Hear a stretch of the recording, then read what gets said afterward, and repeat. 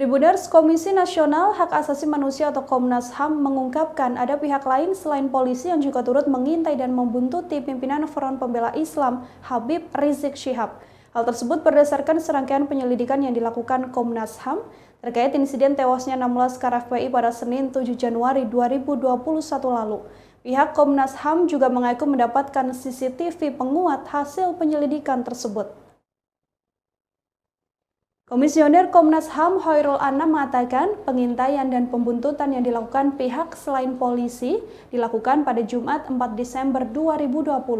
Pengintaian dan pembuntutan dimulai dari kawasan Markas Syariah Megamendung hingga ke Sentul, Bogor, Jawa Barat. Adanya pengintai selain polisi itu terungkap berdasarkan pencocokan data dari kepolisian dan juga saksi pihak FPI yang ada dalam tragedi itu. Meski demikian, Komnas HAM tidak menyebutkan lebih lanjut terkait siapa pihak selain polisi yang membuntuti Rizik Syihab. Sementara itu, berdasarkan keterangan Komnas HAM, polisi sendiri terbukti melakukan pengintaian dan pembuntutan terhadap Rizik Syihab dari kawasan Sentul, Bogor, Jawa Barat. Mereka adalah petugas dari Direskrimum Polda Metro Jaya yang dikerahkan untuk membuntuti Rizik Syihab. Pembuntutan ini merupakan bagian dari proses penyelidikan terkait kasus pelanggaran protokol kesehatan.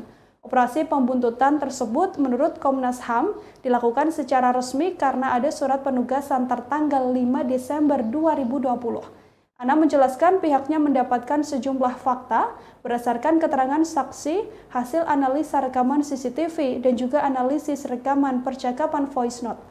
Hasil teridentifikasi bahwa ada sejumlah mobil diduga melakukan pembuntutan terhadap Rizik Syihab dan rombongan pada Minggu 6 Desember 2020 hingga 7 Desember 2020. Adapun mobil diduga milik petugas polisi yang melakukan pembuntutan, yakni mobil jenis Avanza Silver dengan plat nomor K9143EL, Avanza B1542POI, Xenia B1519 UTI, dan Land Cruiser yang tidak teridentifikasi plat nomornya. Pada pokoknya peristiwa di atas adalah yang pertama, bahwa terjadi pembuntutan terhadap MRS oleh Polda Metro Jaya merupakan bagian dari penyelidikan kasus pelanggaran terhadap protokol kesehatan yang diduga dilakukan oleh MRS. Yang berikutnya, terdapat pengintaian dan pembuntutan di luar petugas kepolisian. Yang ketiga, bahwa terdapat 6 orang meninggal dunia dalam 2 konteks peristiwa yang berbeda. Yang pertama, insiden sepanjang Jalan Internasional Kerawang Barat sampai diduga mencapai KM 49 Tol Cikampek yang menewaskan 2 orang laskar FPI. Substansi konteksnya merupakan peristiwa saling serempet antar mobil dan saling serang antar petugas dan laskar FPI, bahkan dengan menggunakan senjata api.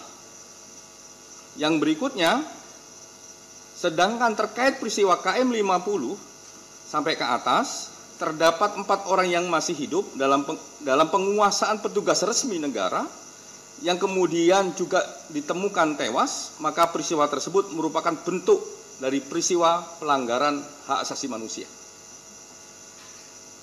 Ini catatannya, penembakan sekaligus terhadap 4 orang dalam satu waktu tanpa ada upaya lain yang dilakukan untuk menghindari semakin banyaknya jatuh korban jiwa mengindikasikan adanya tindakan unlawful killing terhadap 4 orang anggota Laskar FPI. Jadi ini ada berbeda, 2 karena ada ketegangan, ada serempet-serempet, benturan-benturan antar mobil sampai tembak menembak dan berujung pada 2 orang yang meninggal.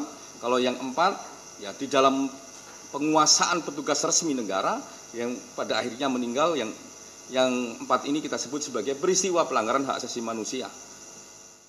Terima kasih sudah nonton. Jangan lupa like, subscribe, dan share ya.